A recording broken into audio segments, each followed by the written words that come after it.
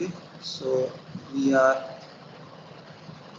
studying the design for testability. So we have gone through the testability analysis. In this presentation, we will learn ad hoc approach of testability, then whatever the experiment we have performed in laboratory, test point insertion, then we will learn a structural approach, and then we'll learn a scan design, right? And the scan design is widely used DFT technique in nowadays. Due to there are many advantages we'll discuss when we learn this scan design. So we'll learn how the scan design work, and in the scan design there are three scan cell are used. One is the MUX-D scan cell, another is the clocked scan cell, and third one is the LSDD scan cell, level sensitive level D flip-flops, right? And then at the end we will compare different scan cell structure. So there are two approach of DFT. One is the ad hoc DFT approach, and another is a structural DFT approach. In a ad hoc DFT approach, effects are local and not systematic, and difficult to predict. But in a structured approach, it is easily incorporated and in the design, and ready-made tool available in a structural approach that can convert the simple design into the scannable design. So the tool itself insert the DFT logic to reduce the complexity of controllability and observability.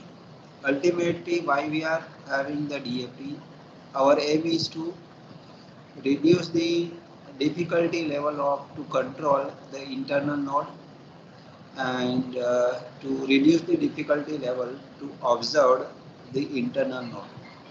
This is required to control and observe. It is required for if you want to find out any fault, right? So to find out any particular fault, we need to set any internal node to a desired level. So that can be, if we can set easily, so that we can say it's have easy controllability. And if we can observe the internal node easily, we can say it's easy observability. So DFT, after inserting the DFT logic in the design, it will make the easy controllability and observability of any internal node. So that is the basic aim of the DFT techniques, that the extra hardware we are adding in our design. In typical ad hoc DFT techniques, it is insert the test point, avoid the synchronous set and reset for the storage elements. So we avoid in a DFT techniques. Avoid any combinational feedback loop, right? Avoid any redundant logic, avoid a asynchronous logic, and partition the large circuit into the smaller block. Let's see how this test point insertion logic work. Right? So it is an insertion, right? So test point is insertion. So we want to observe what is the internal node value at the one of the output, right? So in this circuit, this is our logic design, right? You can see this is the logic design circuit. In this circuit, there have a three internal node. Let's say this is a node A, this is node B, and this is node C, that we want to observe. Right? If you want to observe any internal node, now in this logic circuit, this internal node is not directly connected to the any primary output. So through this we can observe, right? So we need to be add some DFT logic. So this is a DFT logic designed for testability extra circuitry. Now aim of why we are adding this extra circuitry, aim is to observed what is the logic level at any intermediate node. What is the logic level at any intermediate node? That is our objective to add the DFT logic. So how we can observe that? By creating a observation shift register. By creating a observation shift register, right? So here we want to know the internal node logic of A, B, and C. There are three nodes. So we need such three operational point: operational point 1, operational point 2, and operational point 3. And if we see what is the internal structure of operational points, so in internally operation point it have one 2 cross 1 mux and one D flip flop, right? Now let's see how it work. Now test point insertion means we want to read the internal node logic. Now here we want to read the internal node logic. So it operates in a two mode. Here this SE, which is shift enable, will decide the operating mode. When shift enable is equal to the 0, it operates in a normal mode. And when shift enable is equal to 1, it's operating in a shifting mode. Also shifting mode, right? To shift the internal node logic up to the primary output, shifting the all internal logic at the primary output one by one. So using the minimum number of IO pins. So here you can see there are only the one output pin, one extra output pin, OP underscore output. Through this one extra output pin, we are reading the three internal node logic. So we have reduced the IO pins, and you know very well when we have a IC manufacturing, right? So that numbers of pin that decide the as each pin increase the cost of the design. So by reducing the number of pins, which will reducing the cost of the IC manufacturing or IC design. Okay. So by adding only one pin, we are reading the three internal node logic. Now how it works, let me try to understand. Okay. So when it normal mode, when shift enable is equal to 0, so it will select the this DI as an input to the Q, right? So it is a normal output. Did not work in a shifting mode. So this is connected to the SI input, right? SI input, but it not shifted to the another OP point when SE is equal to 0. But when SE is equal to 1, let's see how it works. When SE is equal to 1, it selects this SI as a input to DI, right? So at the first clock, suppose this is a clock signal.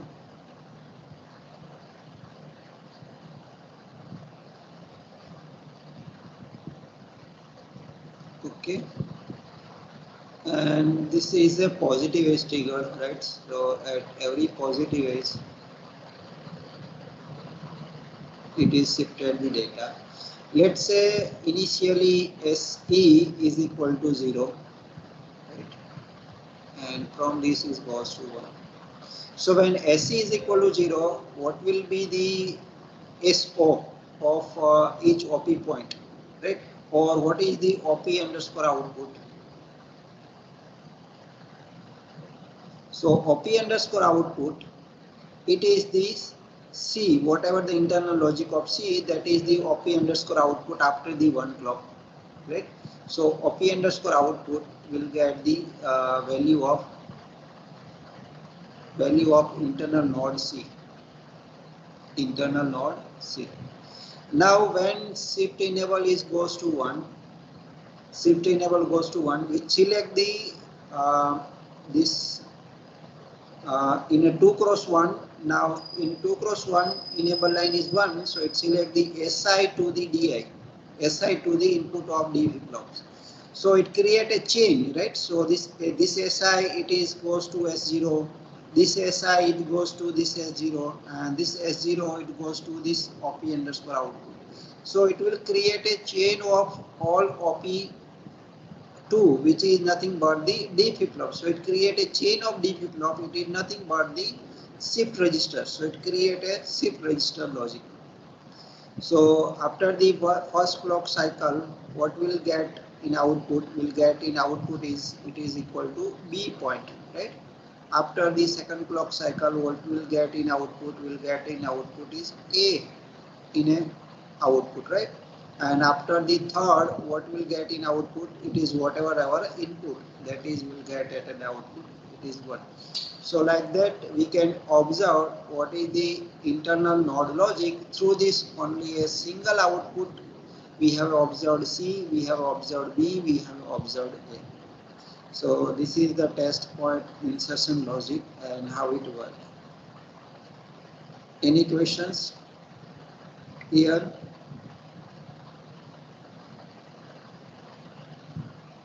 Any questions in this difficulty to understand how it works, a ad hoc approach of test point insertion?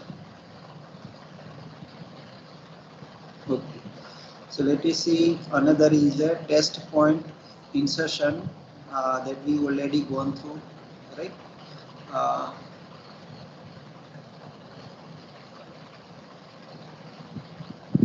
Now let me have a setting of internal node.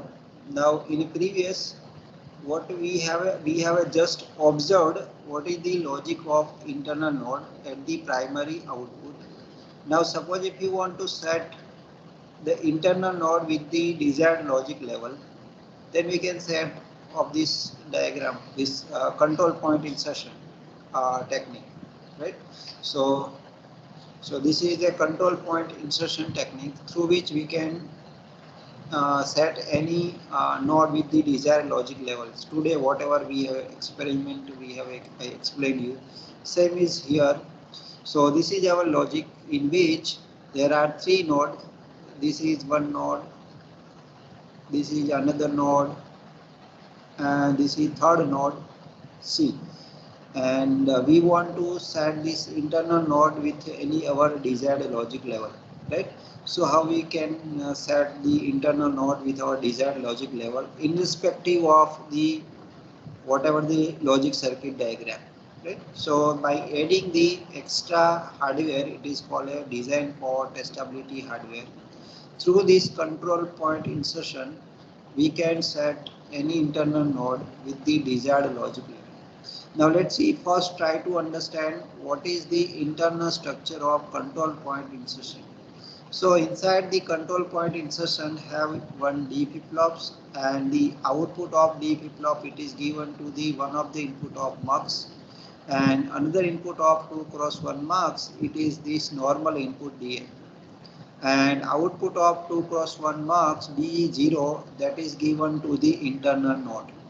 And this output of D flip-flop it is forwarded to the input of the another control point, serial input of another control point insertion, right? Now let's try to understand how it works. So when this test mode is equal to 0, when the testing mode is equal to 0, so what will happen when test mode is equal to 0? So this 2 cross 1 mux will select the DI and it is transferred to the output, right? So what is the DI? DI is the internal node value. From the same point we have take the internal node value, and at the same point it is given, right? So it is whatever the internal node logic, it is assigned to same internal node. So it is operating in a normal mode. So when testing mode is equal to 0, the design operate in a normal mode, not in testing mode. And when this TM is equal to 1, then let's see what happened.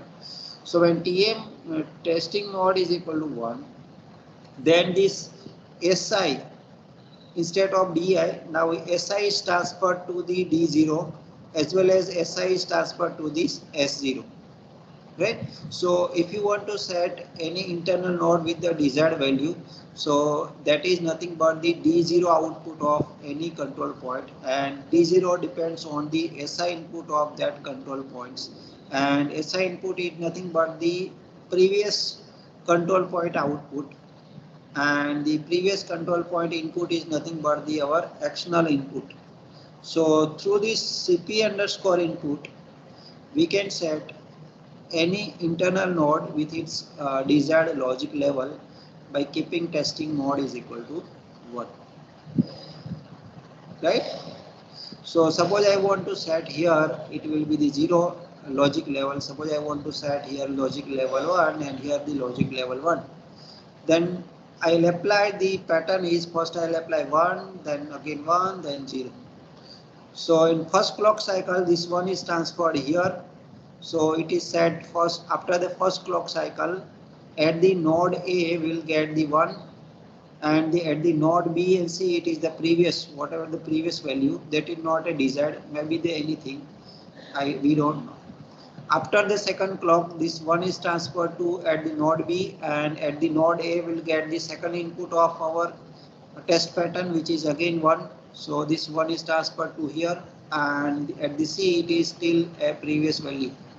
And after the third clock cycle, this 0 is transferred to the node A. So final value at the node A will get 0, at the node B 1, and at the node C 1.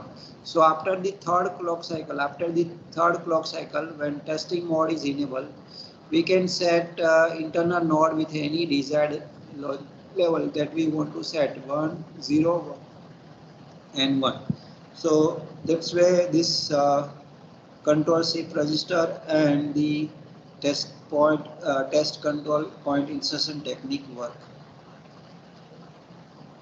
Any questions in this? How it work? How it set the internal node with the desired logic level?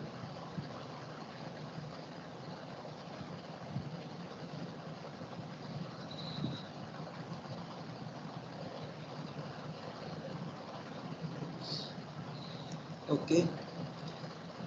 So logic circuit may be the anything. Suppose our logic circuit is a that is suppose a half adder. Then it's have here it is an XOR, not an half adder. Let's say a full adder, right? So this XOR, this is input to the another XOR, right? So instead of connecting this to output of first XOR to the input of second XOR, it is connected through this control point insertion technique. So here it is CP, and D0 is connected here. So this is our DI, this is our D0. So in a normal mode, this DI is transferred to the D0, right?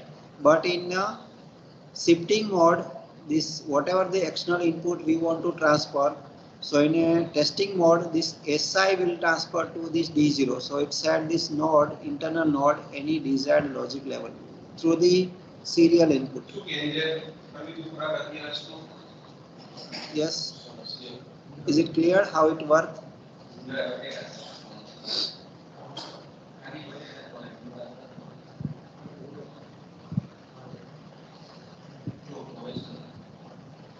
Okay. Next is the structural approach of DFT technique. So in a structural approach widely used, it is a scan design approach. Now what is the scan design? We'll learn step by step. So first is convert the sequential design into a scan design. First of all, any sequential digital design, it convert into the scan design. So when we are inserting the DFT means we are converting a sequential design into the scan design. Now what is the difference between a sequential design and after conversion what is scan design? So it is nothing but the what are the storage element in a sequential design. Sequential design means itself it has some D flip-flops are there, some storage element are there, some flip-flops are there. So it identified the storage element and convert that storage element into a scannable flip-flops, right? So it convert the simple flip-flops into a scannable flip-flops. Afterward, the design it is called a scan design. Means the design which have the DFT insertion, right? So it convert the simple flip-flops into a scannable flip-flops. We will see the structure of what the simple flip-flops, and once convert into the scannable flip-flops, then it does nothing but it just add a 2 cross 1 mux, right, and creating a chain of such all the storage element.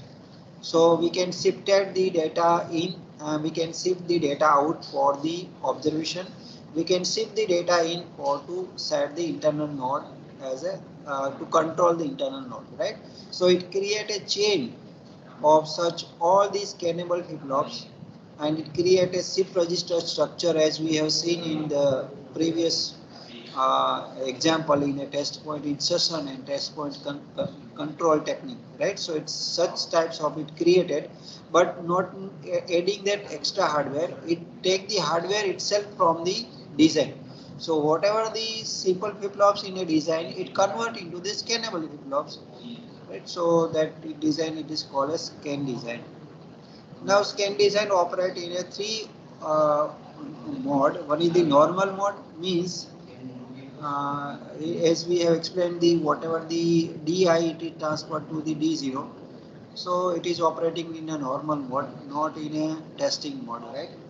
And another mode is a shifting mode. Shifting mode means whenever we want to load the internal node logic through this scannable flip-flops, through this shift register chain of scannable flip-flops. So by making the shift enable, we can load any desired logic level to the all internal node through this shift register scan structure. And third mode is a capture mode. Capture mode when we want to read the internal node, right? So it is a capture mode. So it captured all the internal nodes simultaneously and it load into the scan flip-flop, and then we are changing the mode from the scan to the shift mode, and we are shifting all the internal node logic up at the primary output. So shifting one by one at the primary output. So we can observe what is the internal node logic. So either in normal mode, shift mode, and the capture mode. Okay. Structural laptop scan design, right? So let's take one example. So this is one example, and let's say this is some combinational logic, right? So this is a combinational logic app, and the combinational logic app output of combinational logic app, it depends on X3, and it also depends on the output of FF2 and output of FF3, right? So it is dependent on these three input. So assume that the Stuckert fault F in the combination logic required this.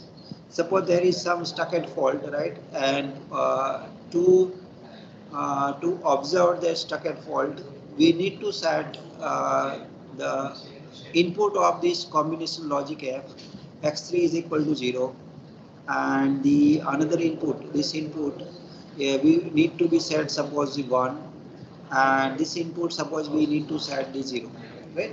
This is the requirement to find out the Stuckert fault. Suppose there is some Stuckert fault is here.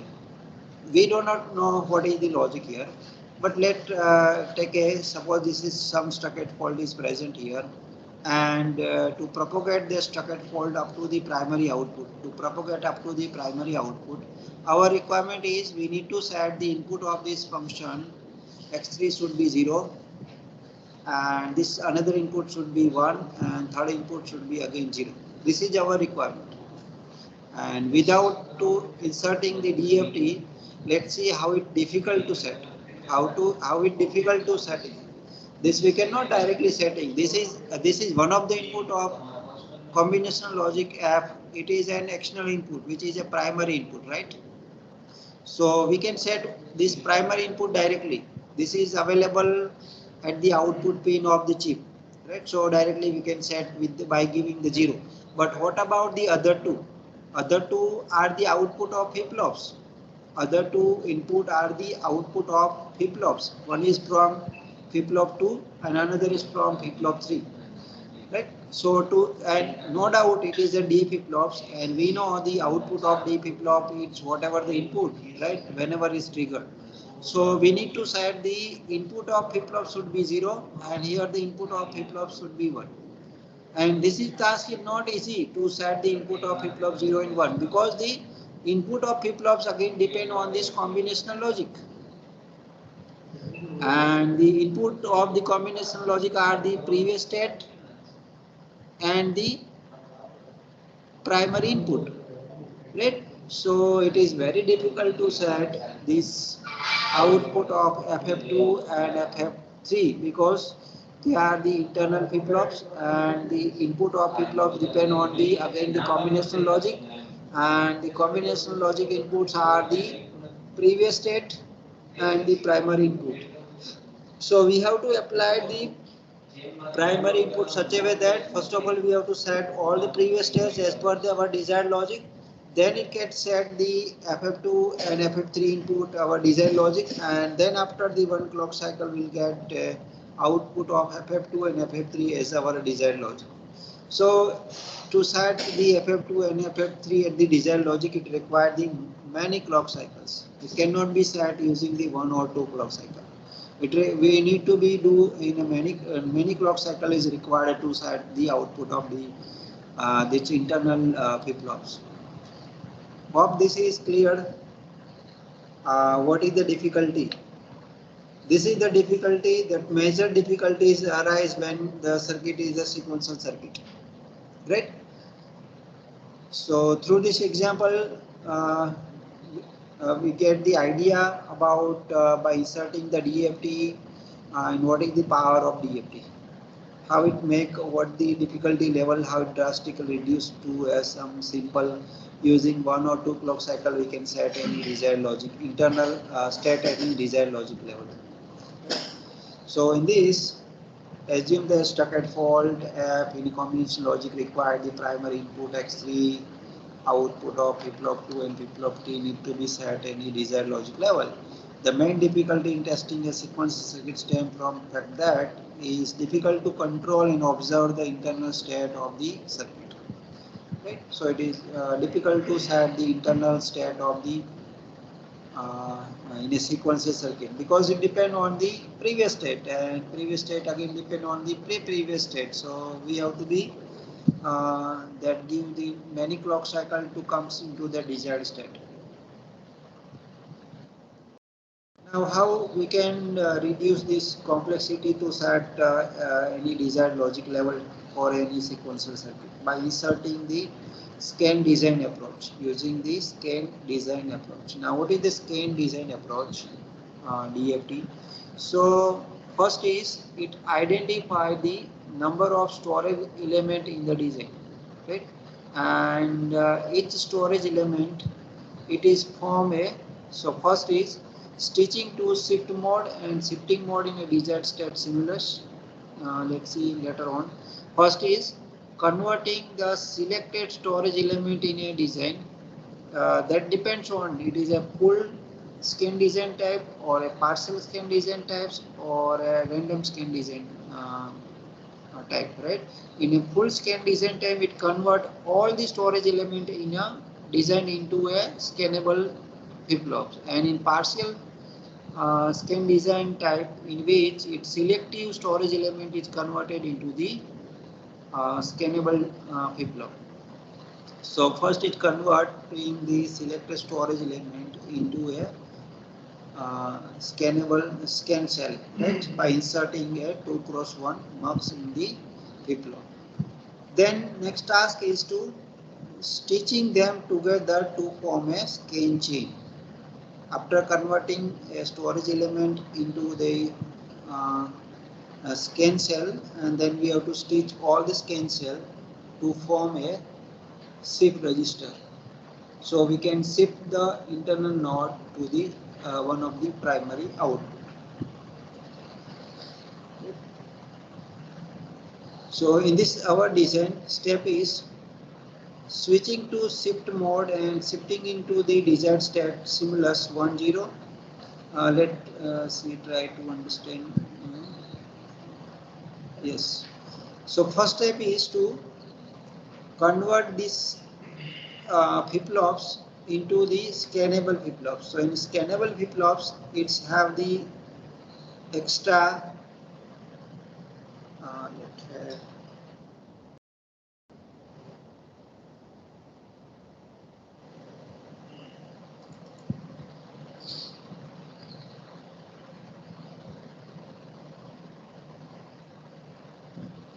1 minute. I have another good slide for you.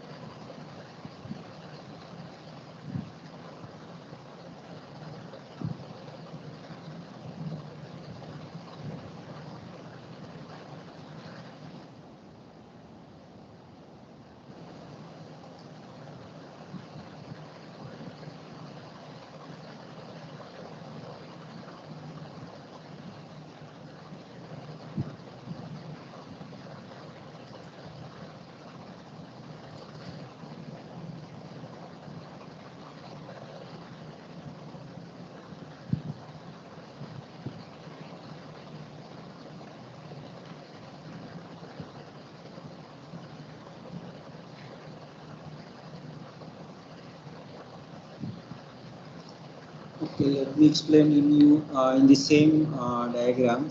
So in this, first step is to convert this FF2 and FF3 into a simple flip-flop to the scannable flip-flops. Now what the difference between simple flip-flop and scannable flip-flop is? In a scannable flip-flops, here you can see this is the scannable flip-flops, Mux-D scan cell, right? So we have to convert this FF2 and FF3 into a scannable flip-flops in which inside it's have a 2 cross 1 mux, and one of the input of 2 cross 1 mux is here it is DI and here it is SI, and output it is given to the D flip-flop, and here it is in clock, and output of D flip-flops it is an output of this scan cell.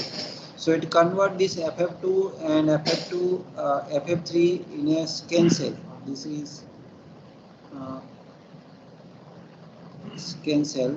So here it's have two input instead of one in a simple flip-flop. In a scan cell have two input. One is the shift input and another input is D.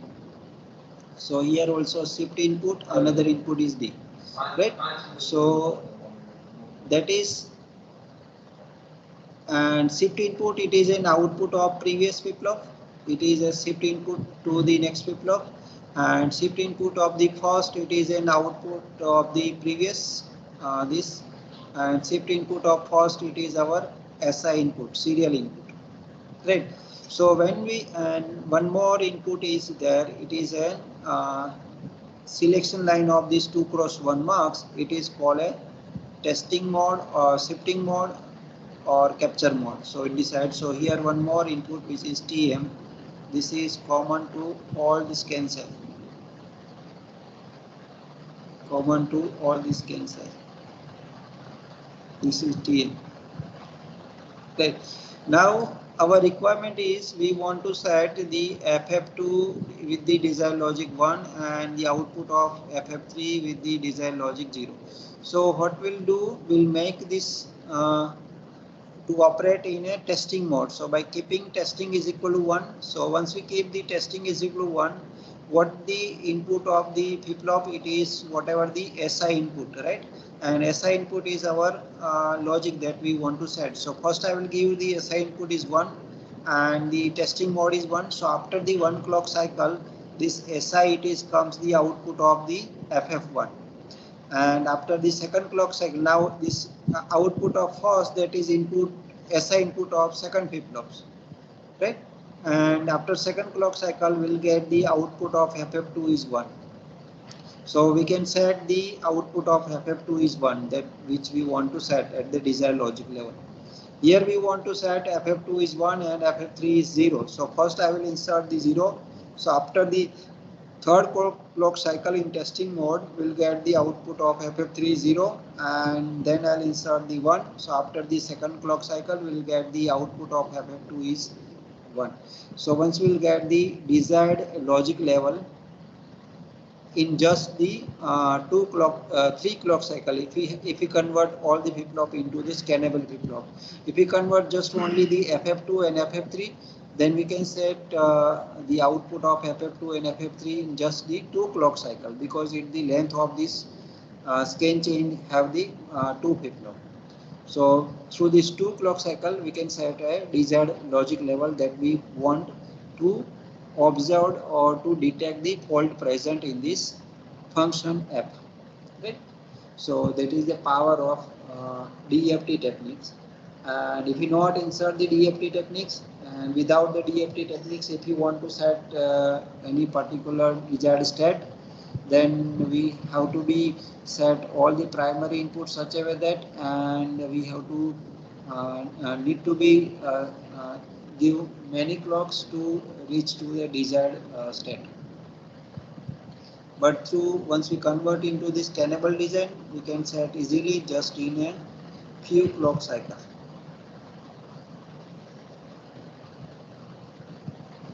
Okay, any questions in this structural approach of scan design?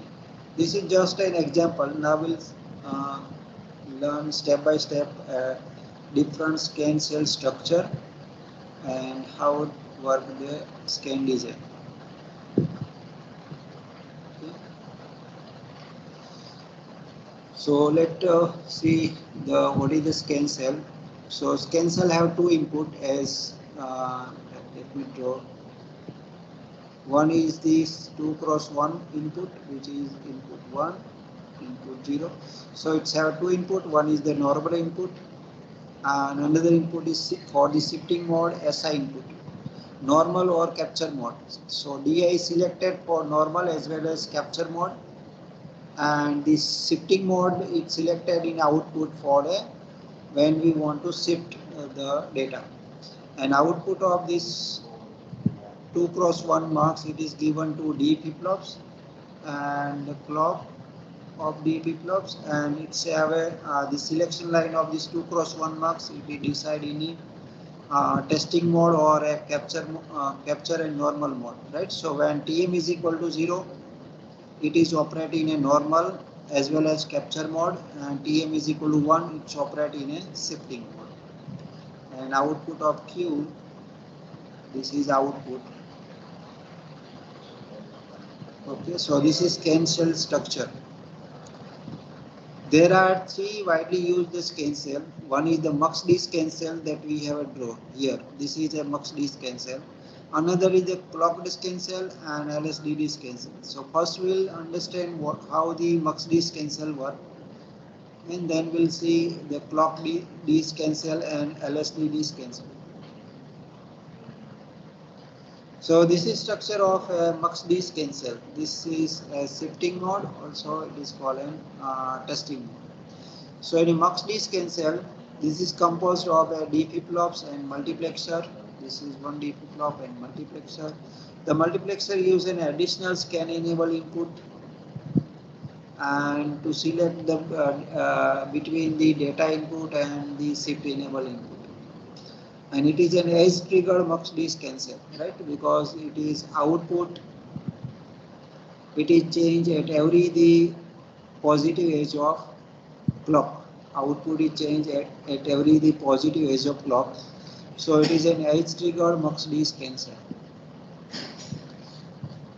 Let's see in a graphical, in a waveform, how it works. So at positive edge of the clock, and if our shift enable is equal to 0, then it is operating in a normal mode. So whatever the DI it's selected in output. If you can see in the previous, So when shift enable is equal to 0, this DI it is the input of D flip-flops, and after the clock it will get in output. And when shift enable is equal to 1, SI will select as a input of D flip-flops, and that will be the output after the positive edge of clock. So here you can see this is a positive edge of clock, right? And shift enable is equal to 0, so we'll get in output it is equal to D at output will get a D1, right? This is whatever the out at that time. So at that time DI is a D1, so we'll get the output is D. And let's say at another positive edge of clock, but the shift enable now it's 1. So it will select the SI to the output, right? So we have to see what is the SI at that time. So testing input at that time is T3. So it will get from this point T3 in the output. Will get this point at T3 in the output. So is it clear? Graphical or waveforms for how to work a mux-D cancel. It is a positive edge trigger mux-D cancel. So at every positive edge of the clock, it will see what is the shift enable input, and based on the shift enable input, it transfer either DI or SI to the output. Right?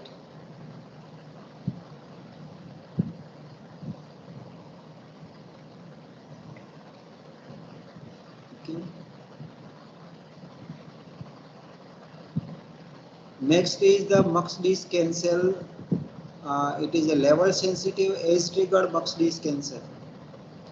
Level sensitive edge triggered mux-D cancel, LSSD, right? Level sensitive edge triggered mux-D cancel. So here in a previous and this structure difference is that here the Q is a level trigger, output Q it is a level trigger, right? And output, this shift mode output, it is an edge trigger. It is edge trigger, and it is a negative edge trigger of clock. Right?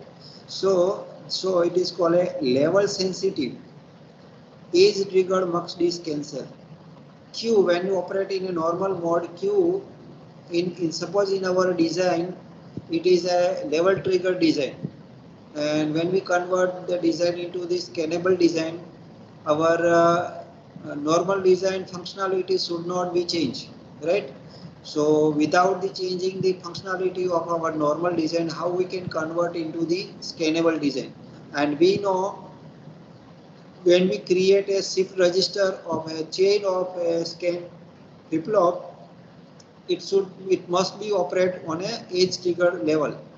Then and then it is a register, right? In a register it's have the flip-flops. So to make it a chain of to make a shift register, the shifting output must be a edge triggerable. But our in a normal mode, we want the output it is a latch level sensitive or level trigger, because our normal design is it is such a way that it's have a latch instead of a flip-flop. So in that case, how to convert that design into a scannable design? So whenever there is having the latch instead of flip-flops, we should have to use a level sensitive edge triggered mux-D cancel instead of a simple mux-D cancel, right? So in a level sensitive edge triggered mux-D cancel, output of this 2 cross 1 mux, it is given to first the latch. This is a latch, right? It is not a level, it is a level trigger, so it is a latch, right?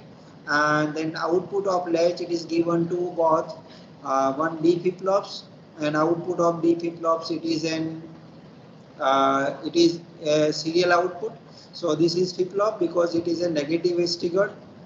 So this one, next one, it is a flip-flops. And output of latch, it is also can use as a normal output. So when you operate in a normal mode, this Q it is given to this in a design. So it not change the functionality of design, because the functionality designed such a way that it use a latch instead of a flip-flop. So functionality should not be changed when we are converting our design into a scannable design means when we are inserting a DFT logic. So DFT logic is just to, without the changing the functionality, we should have to maintain the functionality, but our aim is to reduce the complexity to set the internal node logic, or to complexity to reduce the complexity to observe the internal node logic. So that is our aim when we are inserting the DFT logic. So this is a level sensitive edge triggered Mux-D scanner, right?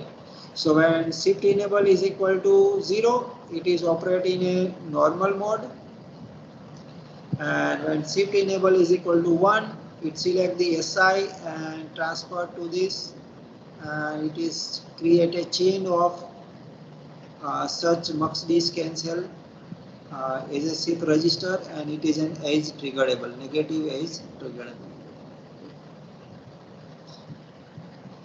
Is it clear the working of Mux-D scan cell? Any questions so far?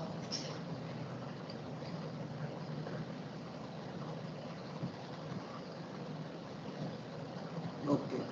Now our next scan cell is the clocked scan cell. Let me see. Time permit, then we will continue. So we have 5 minutes, right? So let me quickly revise what we have learned today.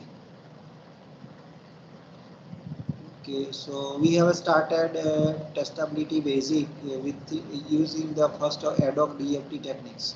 So in the ad hoc DFT techniques, we have learned test points insertion, observation, and the how it work, and the control point insertion, and how to set the any internal node with the desired logic level using the control shift register insertion logic. Then we have started, we have seen the scan design, and scan design can operate in a 3 different operating mode. And then we have seen the difficulty level to set the internal state of a sequential circuit, and how we can reduce this difficulty level by converting a simple flip-flop into a scannable flip-flop. Then in the scan design, we have learned the structure of Mux-D scan cell, and also we have gone through another structure which is a level sensitive edge triggered Mux-D scan cell, and how it works, what the structure without the changing the functionality of a normal design. Without the changing functionality, how we can insert, how we can make the chain of such D flip-flops in a scan design, right? So we have covered still up to this. Any questions?